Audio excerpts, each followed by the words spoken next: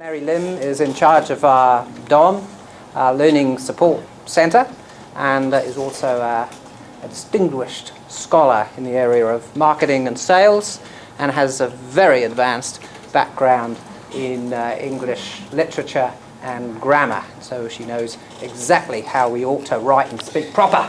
Thank you, Mary. You're welcome, Peter. And may I add, Peter is very good at advertising. The nature of my half hour today is I'm going to simplify the 6 traits to make it understandable in terms of it from a student's perspective, because I've been there. I've been sitting where you were sitting not too long ago, and on top of that, been through all the worries and agonies. So I think in that sense, the empathy that I have for you all will help explain that better. Now, how am I going to go about the 6 traits is this. First of all, I'm going to explain to you and tell you a little bit about Peter Mellalieu, the person I know, so that you can then understand why he wants what he wants.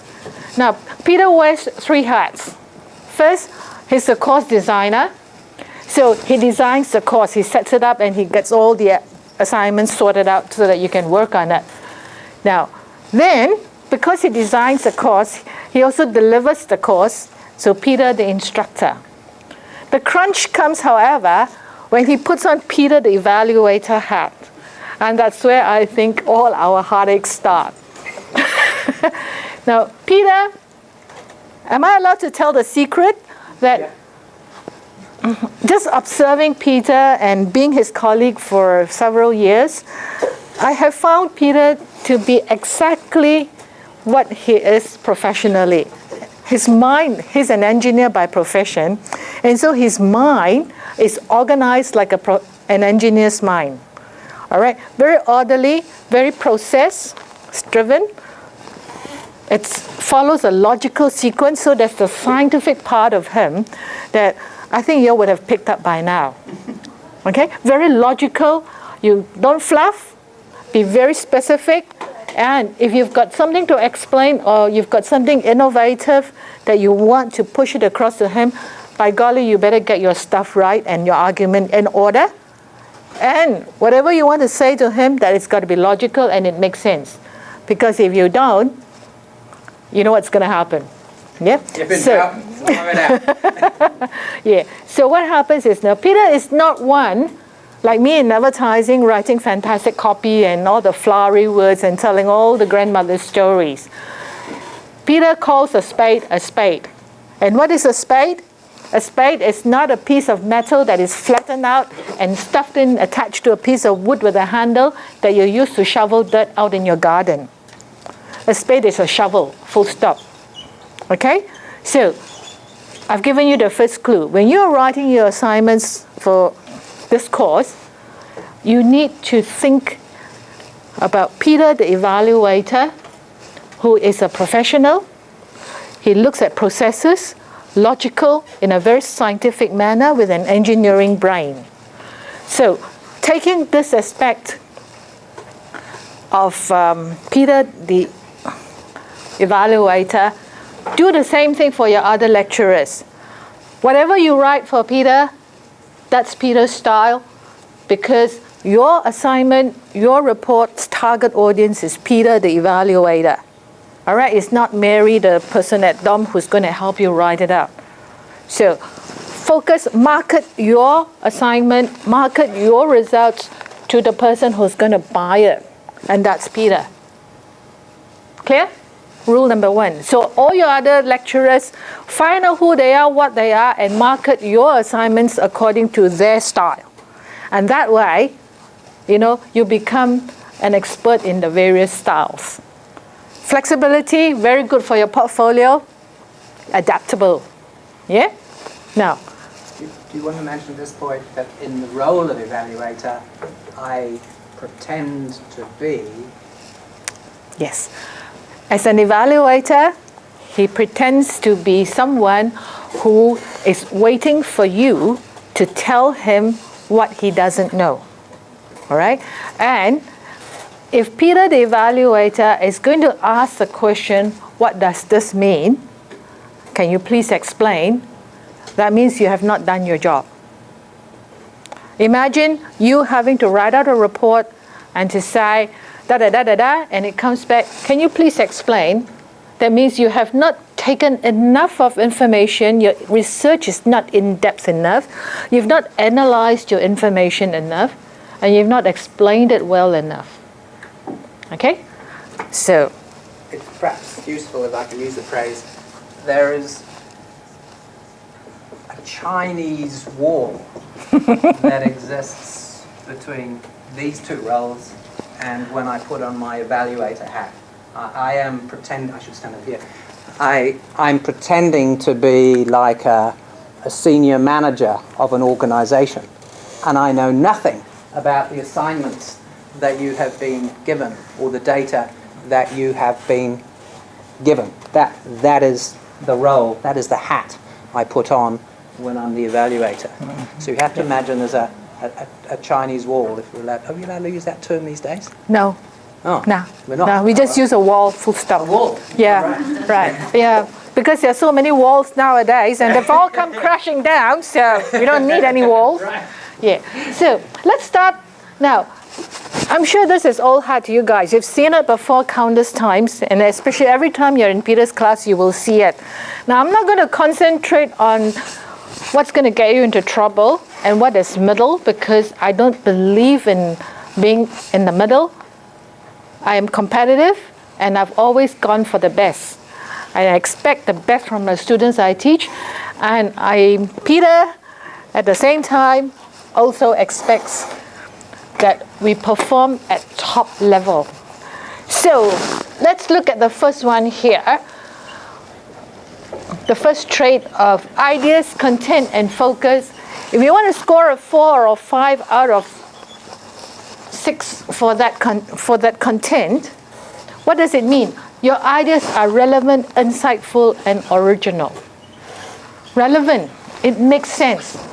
You have an explanation, and it is tied in to the topic that's being discussed. If the topic, all right, was about operations, you don't talk about marketing. Yep. Focus. All right, if you are going to buy a car, you buy the car. You don't look at the fridge, you don't look at the TV, you don't look at anything else. It's the car you focus on. Now, so you've got to be relevant. It's got to be insightful. Innovation, entrepreneurship, operations, you need insights. Now, insights are not just bright ideas that appear from nowhere. You pluck them out from the air and you put it in. Insights are information, ideas, and inspiration that you get from the information that you've got, the data that you've got. Yeah? Now, data are all just numbers. But what you can do with the numbers is you've got to get them to make meaning for you. Let the data talk to you.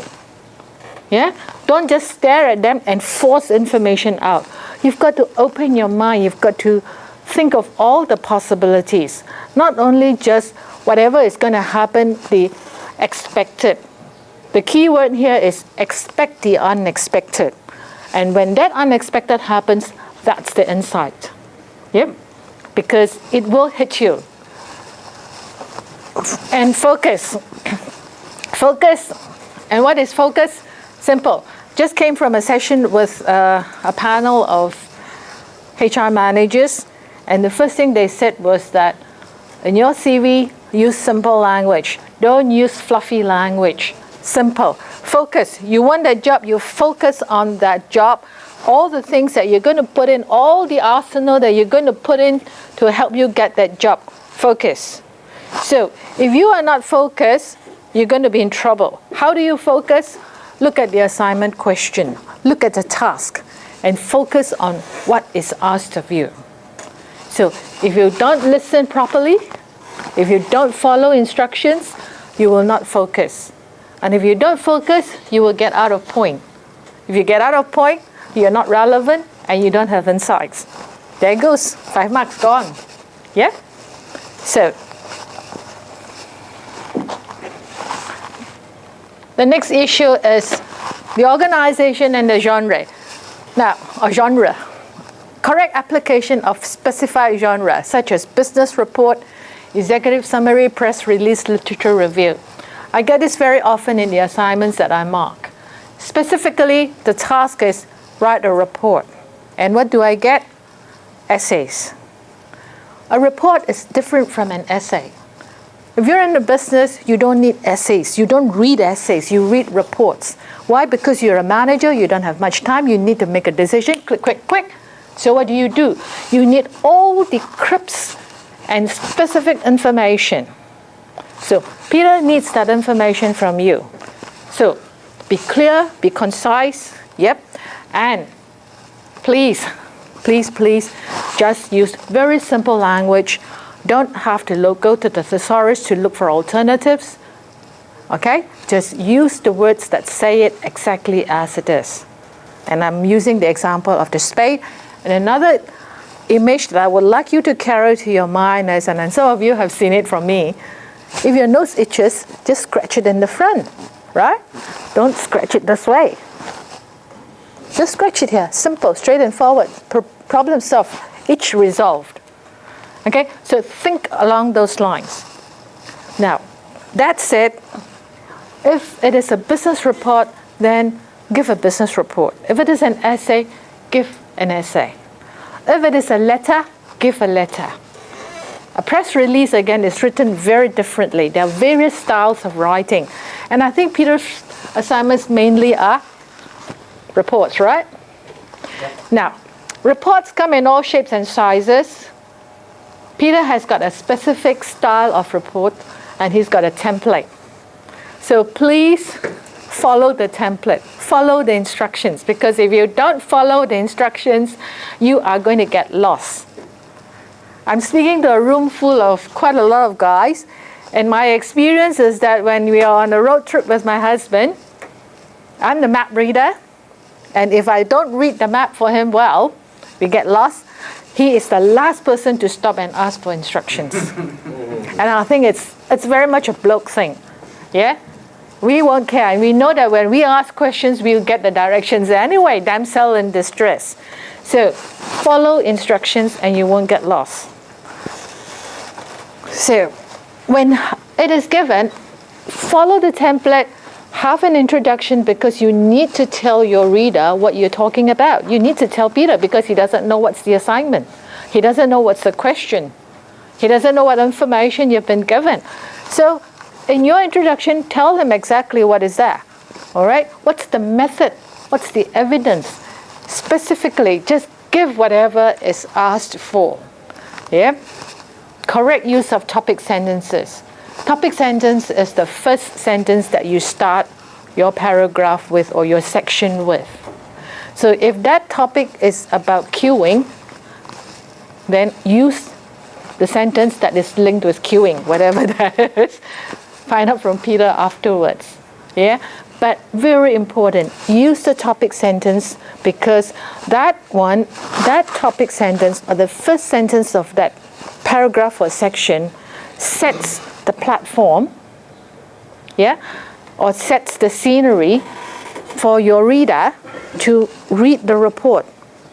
So your report is developed in such a way that the information is given in layers to build upon it in such a way that by the time he reaches the end, he has a logical sequence of your thinking, your rationale, your reasoning, and therefore the conclusion and why you give those recommendations. Yeah? Because if you don't follow it, the direction is lost and then you'll be in trouble. Now, figures and tables integrated explicitly into your paper. This is something that is very much a part and parcel of your course. You've got a lot of tables and charts. Yep. Use them intelligently, use them well, use them strategically. A picture says 1,000 words. So instead of bumbling over words, if that chart says, this is exactly what I mean, you use it. Explain it, And don't forget, in-text citation, number all your tables well and properly and give them a proper title and refer to them in your report. correctly. So that means, I'm jumping a few steps, when you have your finished report, do a proofread to make sure that you are referring to the right tables in your text. Because if you don't do the right referring to your tables, you're going to get a lot of confusion. Now, what choice? The reader can easily understand what you intend. If you are very clear in your introduction using very simple, specific terminology that is related to the topic, you can't go wrong. Yeah? So, simple, straightforward, right words, and technically correct. If you're not sure about your English, because English is a funny language, one word can mean several things in several circumstances, then widen the use and widen your knowledge of the language, and the best way to do it is really to read. I've told some of my Chinese students to spend 30 minutes a day reading the New Zealand Herald, whatever they cast their eyes on. You know why? Because when you do that, you are you're absorbing information of all sorts of topics, and you never know when that information will come in useful. And with young minds like yours, and not a sieve like mine, you are a depository of information. Collect it, absorb it, yeah, and use it to your advantage. Words have a single correct meaning. Many words minimize. Global English principles. This is Peter's baby. All right, Global English. Now, for me, I mark based on content. If you tell me and I understand what it is, even though you are using the grammar of your language of origin from your home country, you know, I understand what you're trying to tell me, I'm fine. But Peter, he is a global person, all right? He's a perfectionist. So if he's asking for global English, then look for global English. So Peter, what is a good example of global English?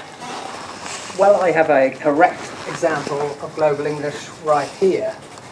The word right, if I say right, what do you hear? You hear, it may be R-I-G-H-T, rigot. You might hear right as in writing. You might hear right as in a wheelwright, somebody that makes wheels. So if you use any of those words there, those are ambiguous. They have multiple possible meanings. So right, for example, again in English has multiple meanings, R-I-G-H-T. It can mean correct. It can, as in you have the correct response to the question.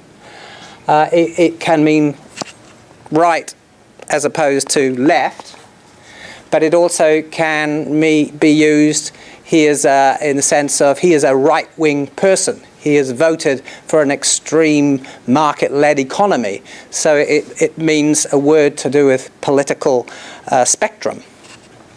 So avoid a word like right or right or right because they have ambiguous meanings. So that's one example of it. So if you want to use correct instead of right. Use he is on the political right party. So put in some contextualizing words to set the context so it's not ambiguous. Yeah. Okay. All right. So clear now? Jargon. Is that understand? Because clear is an ambiguous word as well. Jargon. Rubbish. Now, if you are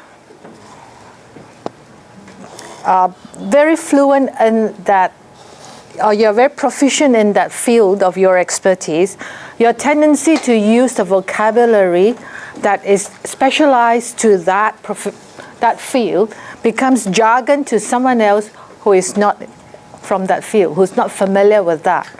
I'm very sure, all right, in your first few weeks with us as a student, what happens is when the lecturer comes up here and it goes la la la la la la la and starts talking, some of the words that we use, some of the terms that we use are gobbledygook to you. And you know why it's gobbledygook? Because it's jargon. It's professional, technical terms that we are not familiar with. Yeah? And so, for example, I teach marketing, and I talk about a 4Ps, I talk about Keller's model, I talk about buyer behavior, I talk about, what do you call that, purchase decisions. Yeah? I talk about brand relationship. All those are jargon to you. You won't be able to pick it up unless you are doing a marketing course with me. Well, I went through the same process. I had a lot of jargon right above my head until I was right knee deep into my marketing courses. So put the reader in your shoes. If they don't understand the jargon, then you are not getting your message across. So minimize the use of jargon, minimize the use of cliches. And another word that is very common that I find in the reports is the word etc. Do not use that in your reports because it's a dead giveaway that you know there's stuff to be said, but you don't know what it is. You're just trying to make an impression and you put down there etc. Bingo. Yeah, it gets blanked out and highlighted on grade book, turn it in, and you're in trouble. Okay, sentence fluency and voice. Remember the first part we were talking about relevance, we were talking about logical, we were talking about originality. If it is original, it's got your voice in it. If it is not original, it doesn't have your voice in it. You need to really look at your figures, you look at your data, you need to look at the information that you've got, take it in, churn it all inside, process it inside here, and then put it out in your own words. That is your voice because it is your interpretation, your understanding of this, what you have in front of you, and now you are going to explain it to your reader.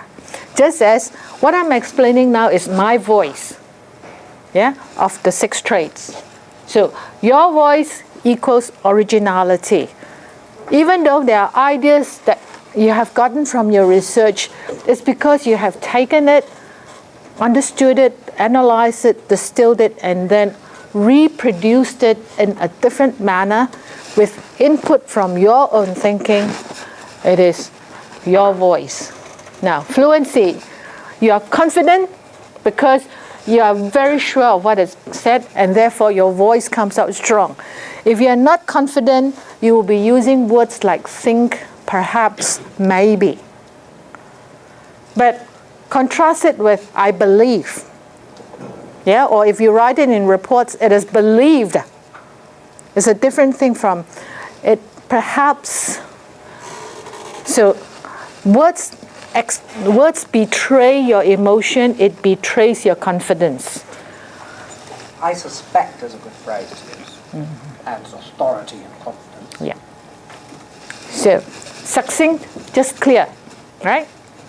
Lucid, plain and simple, straightforward, no Chinese walls, Berlin walls, or whatever walls. And the construction of your sentences helps you make your meaning obvious. The best way to make your meaning obvious is please do not have long sentences. My class, to those who have come from my class before, you will hear of the same thing. I once counted an assignment that had 208 words in it in one sentence.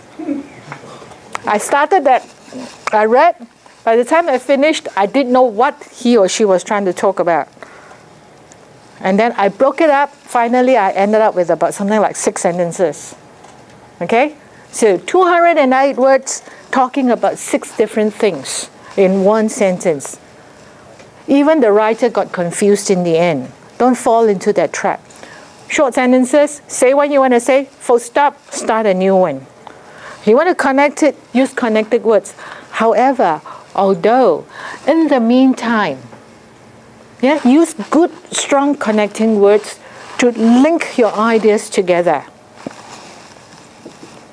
So if I can just add to that, the word and is used in two ways. one we say, I went to the fish to buy fish and chips and burgers and curry.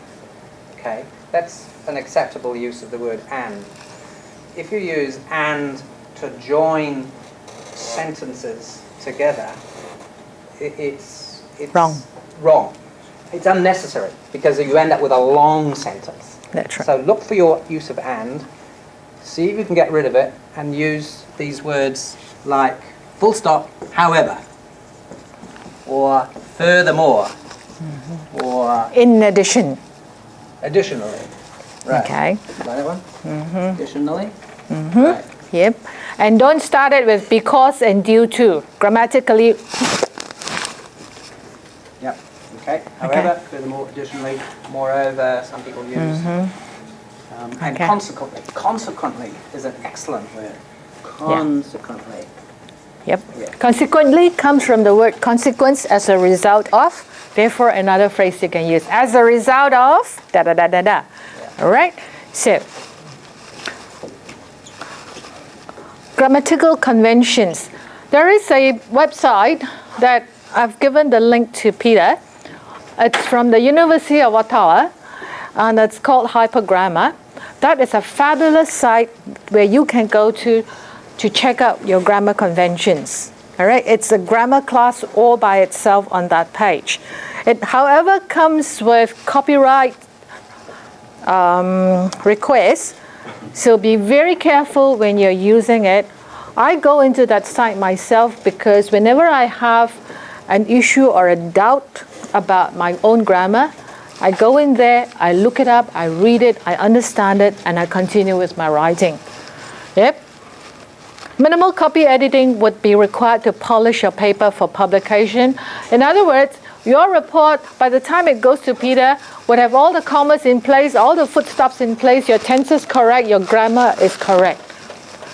The more X's he marks about your grammar, the greater your trouble, and you are not going to be anywhere near the 4 or 5. So the less grammatical errors you're going to hit 4 and 5, the higher are your chances of achieving the 26. Originality and assistance. All assistants acknowledged honestly and correctly. Why do you reference your work? Simply because you are acknowledging that that idea, that concept, that thought is not your own. You have taken advantage of someone else's research and you're using it to support your work. There's nothing wrong in that because, in fact, the advantage of using that is that it shows the depth of your research. It shows the range of your reading. Yeah? It shows that because you have taken such a great interest in that subject, that you have gone to great lengths and depths to get the information, to put your case forward. This is an impressive thing to do. But don't just refer for the sake of referencing. Don't just put it up to impress Peter, because you see, what happens in Terdinen is that we have links, we can go directly, and we will know whether you've done it or not. We have our little tricks too. So acknowledge it. Why?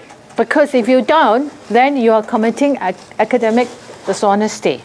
Somebody has put in the hard yakka, the hard time, the reading, the research, burned a lot of candles, have a lot of sleepless nights, and got into a few quarrels with the family members at home to get it done properly.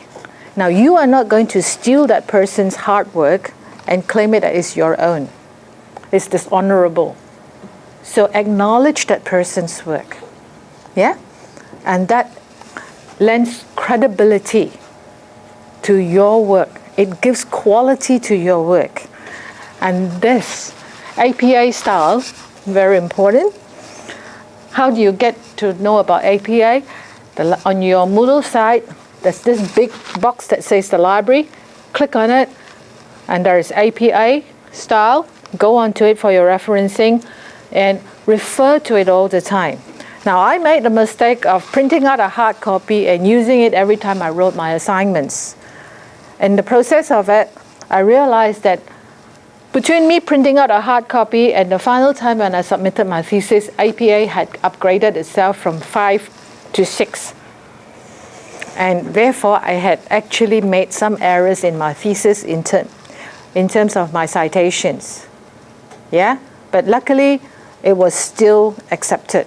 Otherwise, I would have been in trouble.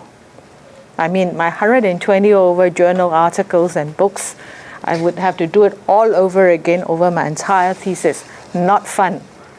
So whatever is in the library website, that's the latest. So always refer to the digital version, not your hard copy version. If in doubt, go to that website, go to the APA site. Okay? APA style is more than just having a reference list at the end, which lists all the documents that you've referred to, websites and books. You know that. Everybody should know that. It is as you write in your paragraphs. Nearly every paragraph will be having 1 or 2 or 3 what we call citations, in-text citations. There will be quotes of material. You will say, oh, this is a nice way of expressing something. And so you'll copy what somebody has said, but you copy and put it in rabbit's ears, quotes. And so you always put what's called a citation, Smith, 1966. You may paraphrase it. In other words, there's a lot of stuff in the reference, and you summarize it into a smaller number of words. That's called paraphrasing. Again, in your own words, you must cite that material. You say Smith & Wesson, 1976. So that's called in-text citation, and you must do that. That's part of providing the evidence and support and links to your material. And again, if you use figures that you've extracted from somewhere, again, you provide the source. Just a couple of final words. Now, on Fridays, between 10:30 to 12:30, we do have a librarian on site in that classroom to do one-to-ones with you. Yeah, especially if you've got issues with referencing, and including evaluating whether the information from that website is good stuff or not. So take advantage of that librarian. All right, go and see her. She will be there. She will give you one-to-one attention. If the whole class goes, she will give you a whole group tutorial. Yeah? So all the help is there. All the assistance is given to you. All you need to do is ask. Because if you don't ask, or you don't tell us, we don't know. Yep. So very quickly then, look at this again, the 6 trait rubric. Concentrate on the high scores. Set the target to the high scores, and you will be able to achieve that 26 over 30. If you go for the middle and the low scores, then it does not benefit you at all. Aim high, set the bar high. Because when you set the bar high, you put in the effort to clear it. If you set the bar low, you just step over it. Yeah, it doesn't take any effort, doesn't take any energy, and it's not going to make you any more original. Stretch, push the envelope, push the limit. Yeah, you are capable of that. Right, thanks very much, Mary. Just give Mary a hand here. I see you can want to rush. Can we take some questions? Yes, I can. Yep. Can we take some questions for Mary or issues you want to raise? My assignment is due tomorrow. My draft is available now. Can I email it to you and you have a look through? The answer is no. All right? I'll be very, very honest. Because if you're interested in your work, if you're putting in the effort, then you want to get it early to have feedback before, you come in for last-minute things. And I have to inform you that I'm not an expert in every subject. My expertise is in marketing and advertising. And the other part of me that wants to help is that I just look at a question and I will answer it as a student would answer. All right? But with a little bit of extra knowledge that I have gained over the years. So I will not be giving you subject-specific answers, but I can help you with the approach, break down the questions, how to answer it, identify all the core tasks, and maybe give you a guide on what are the references to go for. Yeah? So if you want my help and you can't come for Fridays, I'm still available, but you do need to give me enough of notice. Yeah? Not 24 hours, submission tomorrow, I see you tonight. No. And please don't give me your mobile phone number and say, can you please call me on this number? Emails. That's the best. Yeah? Because I don't quite like to operate on mobile phones. Okay? Not because I'm brain damaged, but because I find that it's a bit... Okay, good question. Thank you. Actually, in this course, and Peter has been providing us with all the tools like Excel or PowerPoint presentations, and I acknowledge that, and I recognize that they are very useful in the workplace, and our employers want that. But during my internship, I have found that my managers, they don't want me to write a report, and whenever I ask them that they want a report from me, a 5 or 7 page report, they usually ask for a presentation, and that's it. And do you think it's a very important tool for workplace according to your experience and expertise? And project reports or technical reports, they are important for us? That's a good question. We are working with industry right now to find out what the kinds of communication devices that they want. And that, of course, is why we're starting with presentations today. Secondly, it's why in this course, compared with how I've run it in the past and other courses, I'm putting more emphasis on the executive summary, a 1 to 2 page summary, rather than running large, complex formal reports. You will still be required to do them, but I'm putting more emphasis on this succinct summary expression. Another point, though, is that an executive summary, as you were discovering, is a difficult task to write. It requires a succinct and logical structure. So it's an extremely good discipline for the mind to write. And once you've done that, then it's easy to turn that into a PowerPoint, which is then logical and sequential and provides the information. So maybe you've got a comment on that. If I may add, an executive summary is what makes or break your report. Because the executive summary will tell the reader, and therefore, when you're working, your boss or your manager or the person who is going to sign on the bottom line of your contract or your job proposal. So if that person reads the executive summary and says, wow, this is great, I'm going to read some more, you've got it. But if that person reads the executive summary and say, so? Then you're in trouble. So executive summary really is that hook that is going to get your target audience, in this case Peter for this course, to read the entire report and be excited by it. So you've really got to focus and pay attention to your executive summary. If he's not excited by your executive summary, he won't be excited by your report. And if you have done a fantastic report, it is a wasted opportunity. Yeah? So that executive summary is you. It's you packaged in that big hook. Read me, I am fantastic. And more than that, it's the first 3 paragraphs of your executive summary as well. That's because you are competing in the organization. You've got ideas, proposals. You want the company to invest in your ideas. But there are other managers. They've got ideas and proposals, and you're passionate about your proposal. You think yours is going to improve the return on investment or reduce risk or whatever. You've got 3 paragraphs. Or an elevator pitch of 30 seconds to say, hey, catch this idea. Okay, excellent question. Another question. Right, once again, thank you very much, Mary Lim.